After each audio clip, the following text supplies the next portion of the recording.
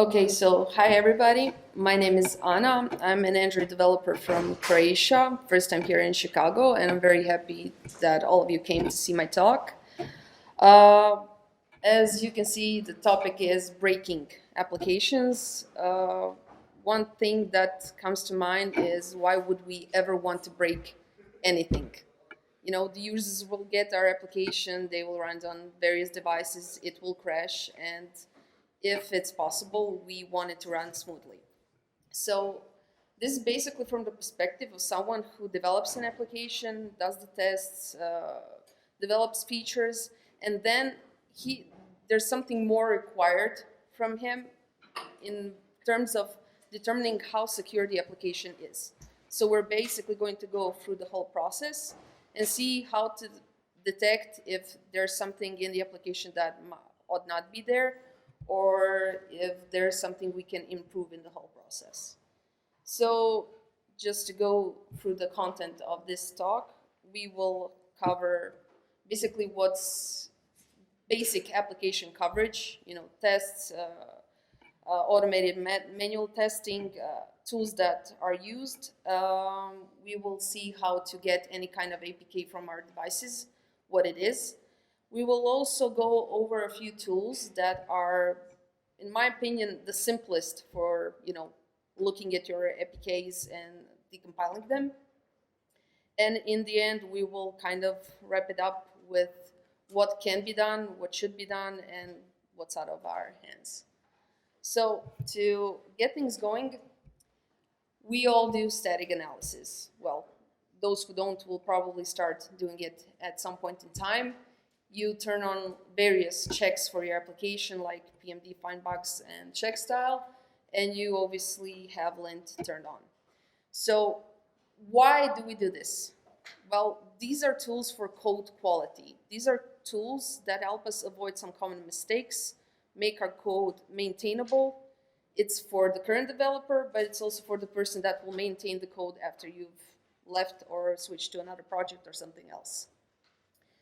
What's good about these checks once you configure them? Well, basically they are configurable, so you can, check things that are to be excluded and included. But lint, for instance, has few checks that are related to security. So if you look at the configuration and documentation, you see that based on severity and categories, you can detect several issues in your code that might be there, and you simply overlook them because you never thought twice. So one is using Cypher get instance with ECB.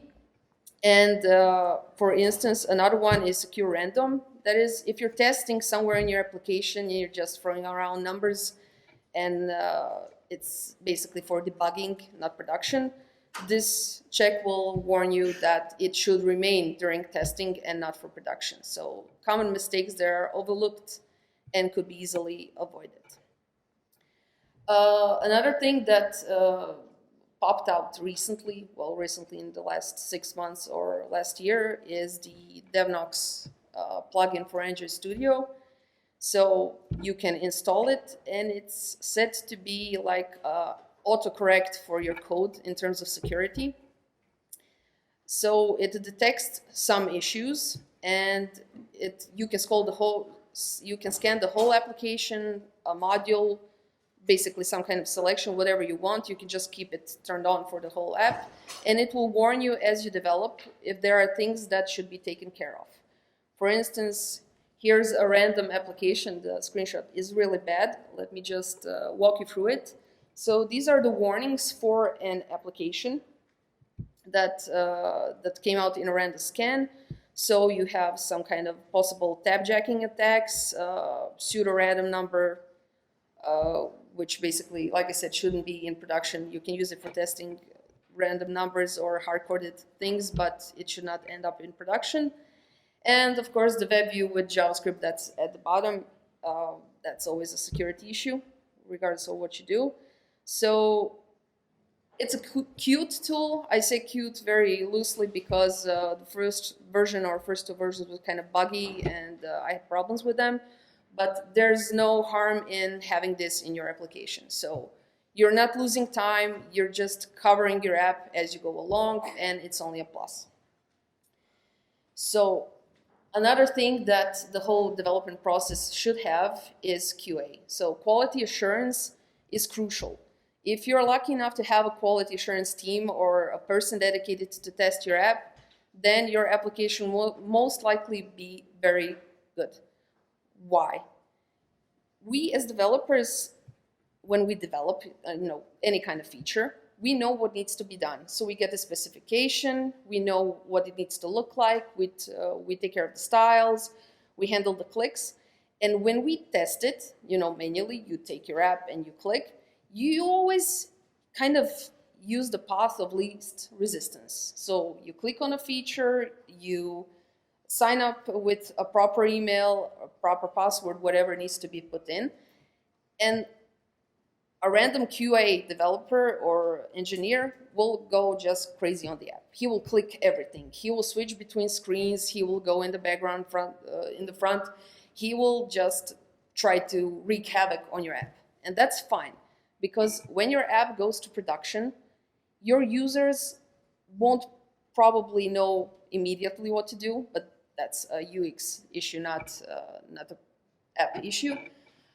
So when somebody else tests and uses your app, you get proper feedback. If something is wrong, maybe they input strings where there should be numbers and your app crashes. So it's crucial for another person, QA or another developer, to take your app and try to use it. You get valuable feedback and you can fix issues before they get to production. So another thing that's crucial is testing on real devices. So you use your emulator, use whatever you want that's simple and easy, but unless you put your application on a real device, Samsung, HTC, anything, you won't know if there's a problem. Your users won't be using emulators. So they will have physical devices. There will be from China, all over the world, unsupported by Google Play, with features that are mangled and not functioning normally. But that's the real life application use. So real devices. If you don't have them, there are services that can do the testing for you. But depending on that, you need to place your application on a real device.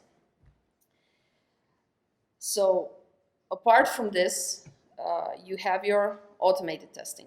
So we all write tests in one form or another, not because it's fun, not because it's quick and easy, but we want to fix issues that are existing in the app, and issues that will occur when you upgrade the app. So when you develop something new, you might break something you've done before. That's a common thing that happens when you develop. And what you test here is your UI and your business logic. So it's basically kind of a specification for your application if you don't have it. Some clients just say we want a feature that does that and that. And it's basically up to you to write the tests based on client input that will cover that feature. So how it's supposed to look like, how fast is it supposed to run, what's the output, what are the available inputs. You need to cover all of that. So it's also a nice legacy for the person that will come after you, because when they come to the project and start working on new features, they will most likely wonder why is something done in a certain way, how it's supposed to work and stuff like that. And looking at the tests, they will have a clearer picture of how some behavior is supposed to be. So that covers the tests. And another thing that you should really use is Google Play alpha and beta releases. So I'll be honest with you, I think that's the best thing that can happen during the development process, because you can specify a list of users, real life users with real life devices, that will have a version of your application that is yet to go out. Which means that if they have an existing version and they upgrade, they will be able to tell if something gets broken. And also, it's Depending on the application, some applications have, things in them like mobile tokens and stuff that needs to be persisted and that needs to work constantly. So if you've upgraded the version of a library or some kind of third-party thing that you're using, this is a good way to test if it will continue to work. If it doesn't, you have saved yourself from potentially angering 10,000 or 20,000 users that will basically lose functionality of the application. So alpha and beta are really great things to use. In addition to that, you can sign up, if you haven't already, for the pre-launch report, which basically runs your app against 10 or 12 or whatever number of devices, real life devices, and they just go monkey clicking around, opening things and trying to pick whatever flow there is. And this is a great way to determine whether something fishy is going on a certain device, on a certain API level, so you can pinpoint where the issue could be. If everything is green and all the tested devices are saying no problems there, then you're most likely going to be fine with the new version. But if there are issues, you get the logcat output for the device in question. You can see if there's some kind of logging left over. That's one thing to always check, because if you're logging some kind of user response or private data, it will be a security issue for your user. So that's really awesome, and I strongly encourage everybody that's deploying through alpha beta to check their results. Another thing that gets checked here is security. So your APK gets scanned against most common known security issues. For instance, if you're deploying a Cordova app and it's using an older version that has some potential security issues in it, it will probably be rejected, the whole thing, the app, and they will say you're using this and that and you need to upgrade to a new version. So it's a good mechanism that will keep things safer for you and your clients. So once you're done with this, you release your application to the public, and you hope you don't get this. So even with all these checks that check the code quality, you have your tests, you have your users and your QA, this can happen. Because sometimes just that one corner case that will wreak havoc in your app isn't covered.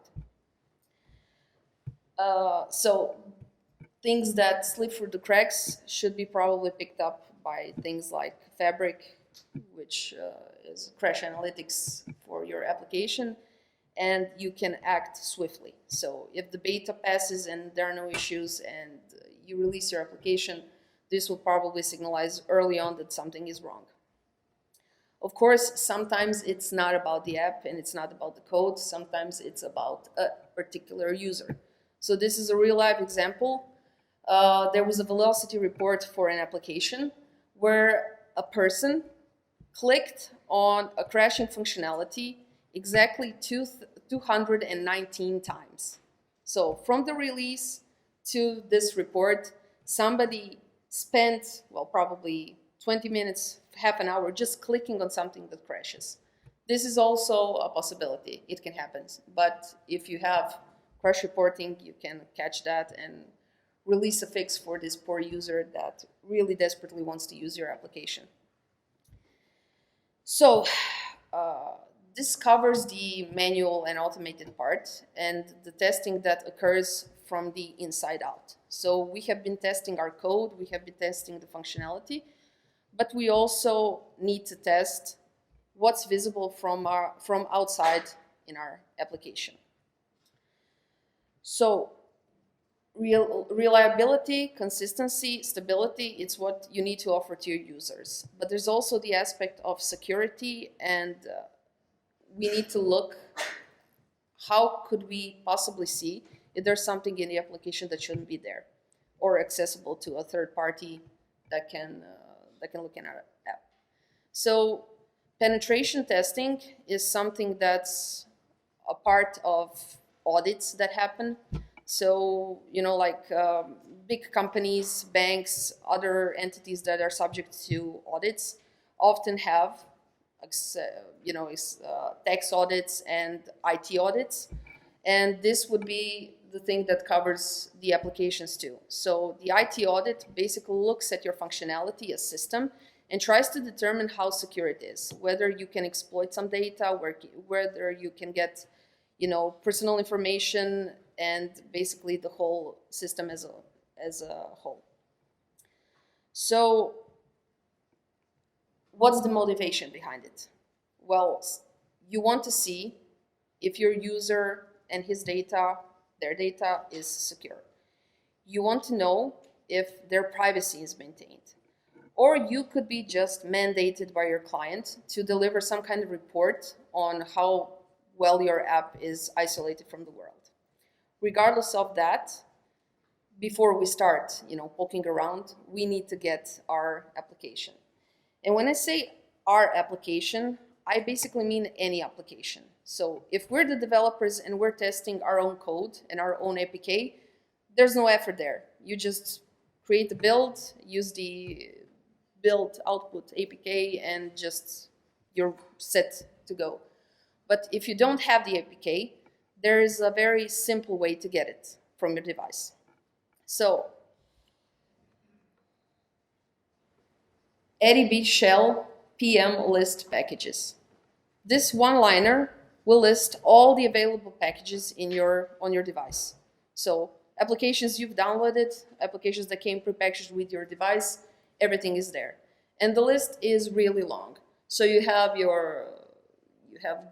Google YouTube here, Samsung applications, etc., etc. And let's say that I would like to view only the Samsung applications. I'm really interested in how any of them work. So I'll use the same command, but I will just grab the Samsung content so I can easily view what is available. And from all these applications, I want to see what this one looks like and whether I can poke around with it. So I know what the package is, but I need to pull that APK from the device somewhere local where I can test it. So what you should do is basically just do ADB shell PM. You give the path and you give it as the variable behind it. And this will give you information of where the APK is located and its name. At this point, you're completely ready to retrieve the APK. So the only thing you need to do is do ADB pull and give it the whole location and APK name. You can place it wherever you want. I decided to put it in the current folder where I was positioned, and basically you're done. You have the APK, just download it from your device on your computer or somewhere else. There are also sites that provide, various versions of applications that have been uploaded somewhere, so you need not do this, but if you look at the effort needed to find something online, it's probably as small as it is to pull the application from your device. So what is the APK? It's a file format that basically is used by the Android operating system, and it's used for distribution and installation of applications. If you unzip your APK right there, then and there, these are the things you'll find inside. So you have a binary representation of the Android XML. It's not interpretable. You can't do really anything useful with it. You have your assets that are basically in the same form they went in, so you can explore that data. You have classes dex, which is basically precompiled code. You cannot read it. You have libs, which are framework files, not interesting in this moment for us, and meta-inf, which contains free files, basically just a combination of resources and their signatures and things that determine that the things that are in the APK are truly meant to be there. You also have resources that were not compiled into something else, and that's it. You cannot really do anything functional with this. So for us to really explore something, we need to find some kind of tool that will make this easy. And speaking from the position of somebody who had never done this, I turned to Google and just said reverse engineer Android APK or decompile Android APK. And from a lot of exploring and looking at things, I've compiled a list of tools that are basically the simplest to use. And by simple, I truly mean simple, is that for some of them, setup is about 2 or 3 minutes time, and it's really easy to use. So we're going to go through all of them, and we're going to see basic examples how to get data from the APK, recompile it, maybe make it debuggable if it wasn't. And at the end, you will have in the slides locations that you can use for further exploration and analysis of these things. So I would like to start with apt. It's a part of the SDK, and it's located in the build tools. So it's Android Asset Management package tool. And it's, apart from being available, it's really simple to use. So it can compile resources into binary assets. It doesn't require any kind of setup. And you can really look at the content of your APK and retrieve data from it. So if we were to just use random APK and try to see what's inside, you have your list command, which will display the contents of the APK or any kind of zip compatible archive. And there you have it. So you have the meta in folder assets, which basically lists all the assets that are in your application. It also lists all the files that are available in each of the subfolders. So basically you see the whole structure, everything that you put or somebody else, if you're maybe analyzing somebody else's application, you can see the resources used there. So if you want to look at strings of the application, so all of them, you can use apt dump and you say strings or on your APK. And you will basically get a list of all the strings that have been placed in the application. So if you need to look if there's something interesting used there or something that's private, some kind of keys or something, that's one thing that you can do. Also, maybe you just want to look at the Android manifest file. I mean, the whole thing. So if you use dump XML strings on your APK and place Android manifest at the end, it will go through the whole file and list all the things that have been in there. That also means that if you have some kind of permissions or something else, it will be placed in this list. So you can really analyze what your application, I mean, you already know what your application is using, but anybody else can see too. And you can see what everybody else's applications use too. So what if you want to look at the permission set? So you have an application, it's requiring the phone permission from you, and you just want to see what else is in there. You can just tell the app to dump permissions on your APK. So this is cleaner. You don't need to go through the whole XML Android manifest file, and you can explore what's going on in there. So what is the common thing that somebody who has malicious intent would do? They would probably try to change something, add or remove. So technically you can do this, and it's very, very simple. So if you want to add any kind of file to the assets or something else, you just say apt add -v to the APK any kind of file. So I want my The Last Jedi txt file to end up in assets. So this one-liner will do that. If you do the list command on your APK after that, you will see that it has been added to the assets. So if we can add something, we can probably remove it too. So if I do the remove on the APK with the same location of the file that needs to be removed, I can see in the list that it's not there. And this basically has no, weight with the application. But what if you see some kind of, style CSS, oh, there's duplicate here, or an HTML file, you can remove it, or you can substitute it with your own. And this is the part that actually can cause problems. So you have a function application and you have the resources inside. Maybe you want to change the launcher icon. Maybe you want to change these styles. Maybe you want to change the colors, XML. You can do all of that, and it's not the same application anymore. So if there's login instructions HTML, and you look at it and you see that it has the link and it has the required data, you can change the link in your own file and substitute it. And then when you sign the application and rebuild it, you have the same package name. You probably won't have the same application signature because you don't have the signing key stored from the developer.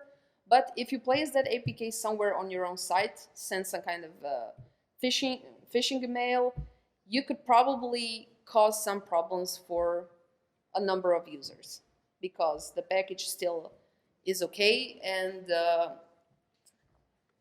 it looks like it's valid. So we can change stuff, and if we try to install our changed APK at this point, we won't be able to do it because, as it says here, failed to collect certificates from the base APK. No such signature was found. Stripped. So we have changed the APK, and in this form, we won't be able to install it somewhere. We need to sign it. I personally tried signing this one mangled APK with a valid key store, and it still wouldn't work. So maybe I was doing something wrong, or it's not possible at this point.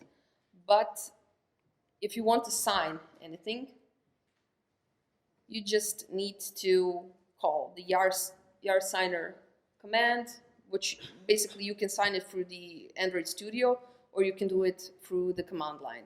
And it's not that difficult. So apt is simple, it's available, and there's nothing stopping any of you from trying it right now. So literally it will take you 2 or 3 minutes to pull a random APK from your device and poke around at its content. Simple as that. But if we want to do something a little more user-friendly, you should use APK tool.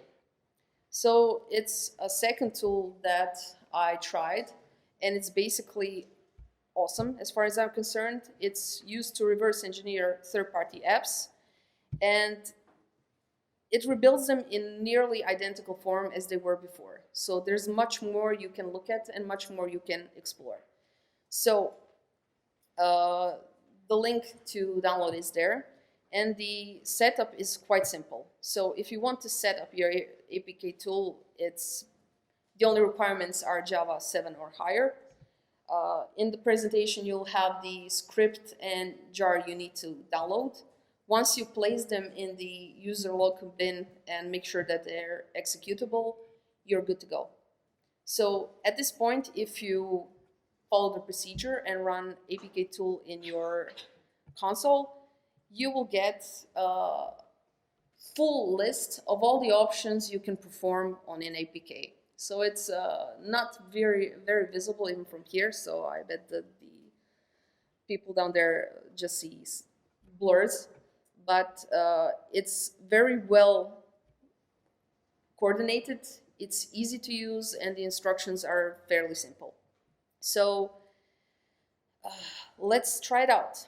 So let's say I want to decode the cool APK that I had before.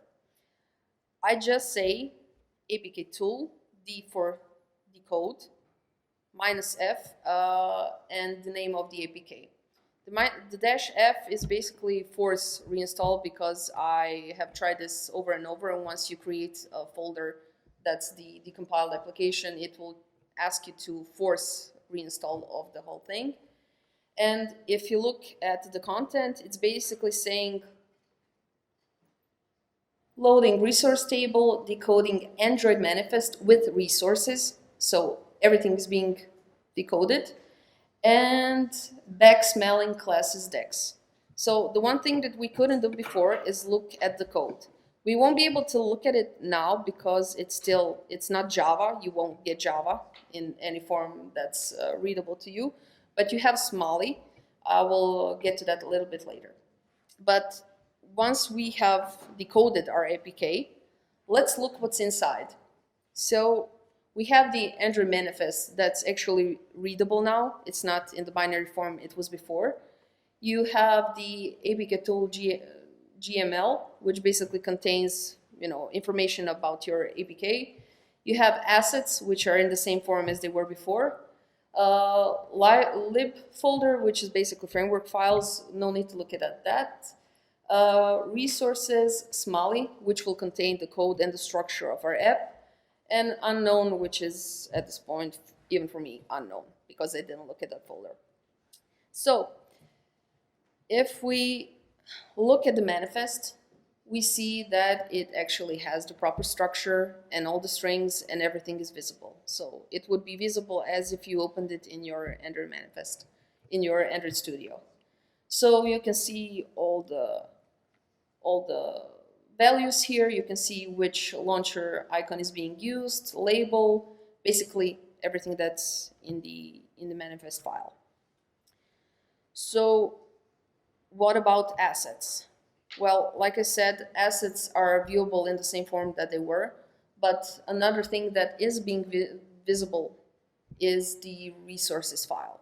So I can go through each one of the existing drawables, layouts, and look what's being used.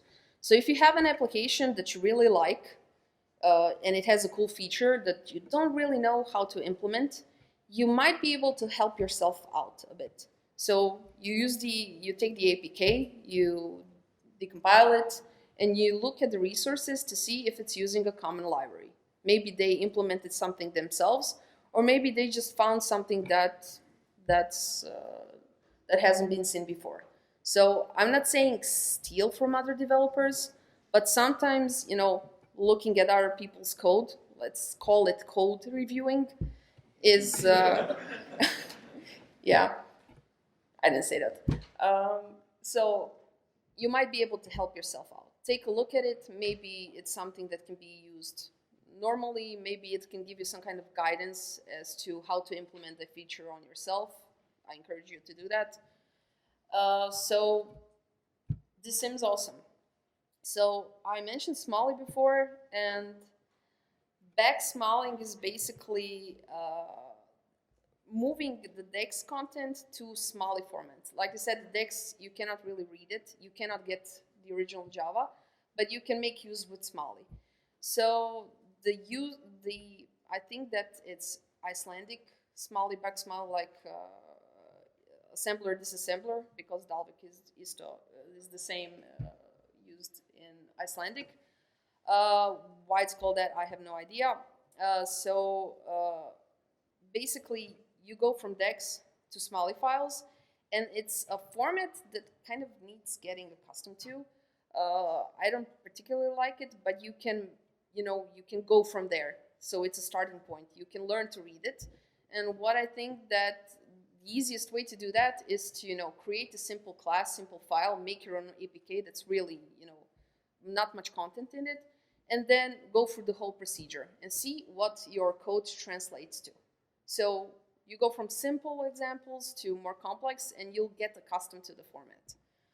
I won't go into details, but I bet that it doesn't require much effort to try out the whole process.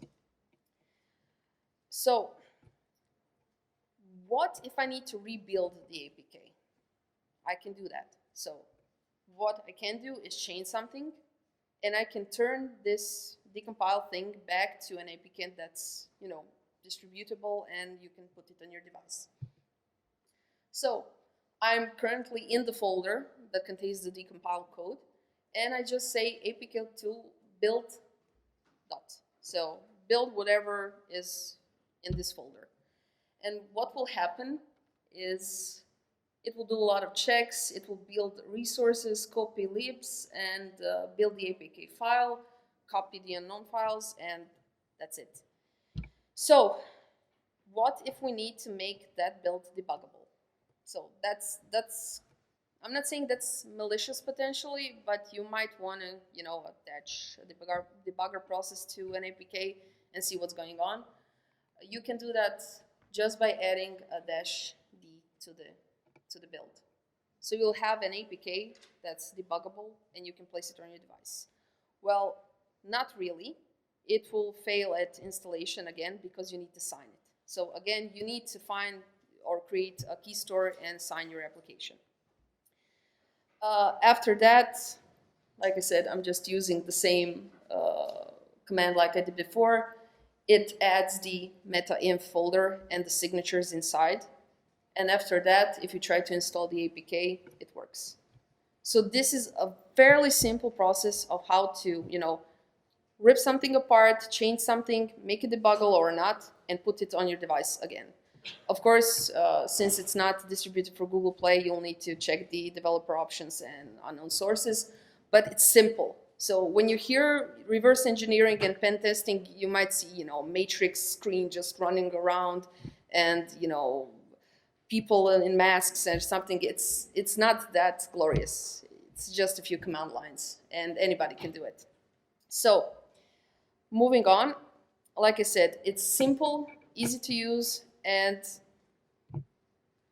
might not work as everything in Android. Depending on the APK that you pull, it might be, regular, or it may be modified, like HTC and Samsung like to change the Android code, and you need special framework files which are downloadable, but you'll get a warning and the documentation is pretty well, so you can go on from that. The next tool I like to mention, I won't go into depth here, is ClassiShark. It's basically, you can browse components of your application. So you just pull the APK in the interface and you can, roam around and look at stuff. And I'd like to mention that it's a good test for obfuscation, because if you have obfuscation turned on, your code won't be easily readable. So you have, your classic high school naming variables have one letter, and so do classes, and nobody knows what's going on. From a security standpoint, that's awesome, but from the developer standpoint, you have no idea what's going on.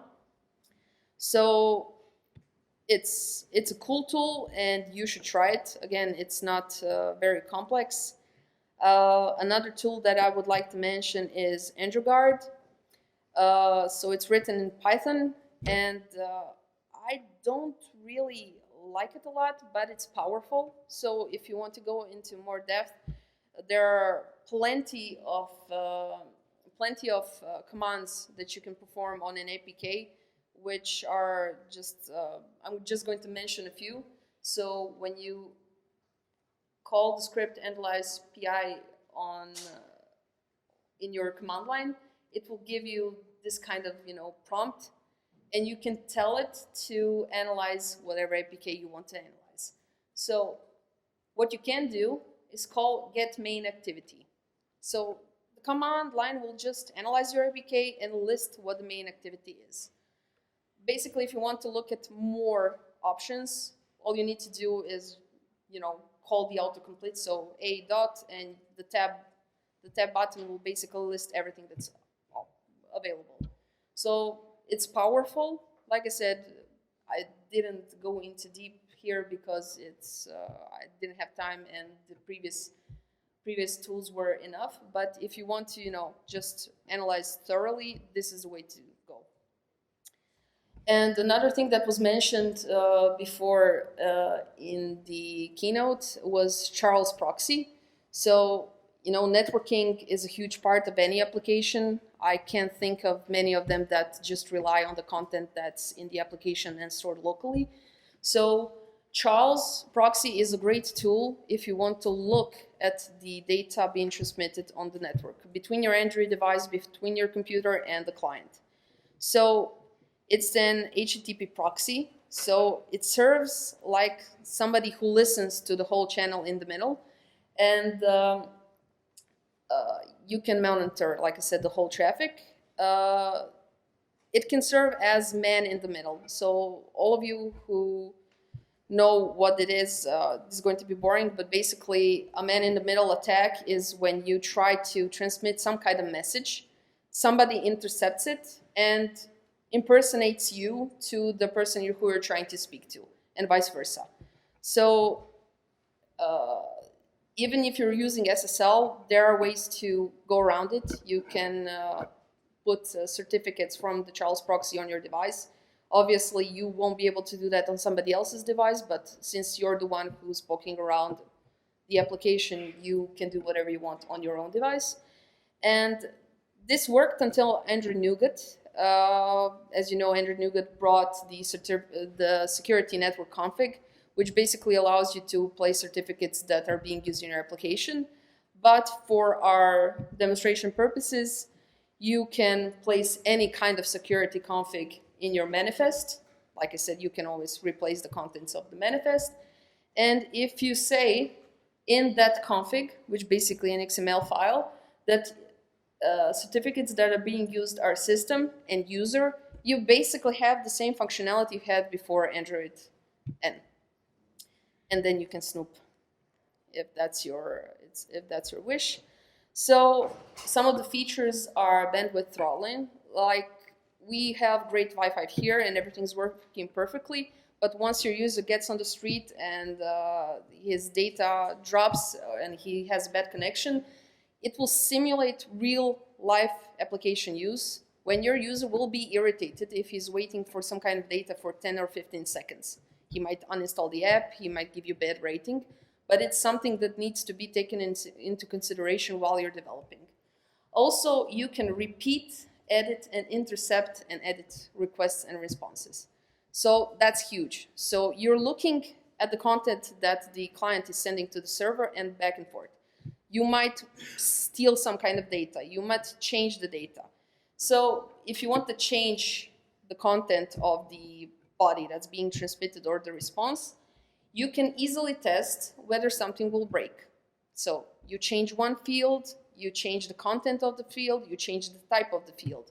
You might even remove the whole response and send an empty array. And you can see what's going on in your application. Will it crash? Will it display something, weird? It's a good tool, and it helps both the server people and you, because you can straighten the whole communication process and the app will be more reliable. So another thing, like I said, you can intercept data. So what if you're sending your username and password? So this is a big deal. So if you want your users to be safe, you need to make sure that nobody can get to this data.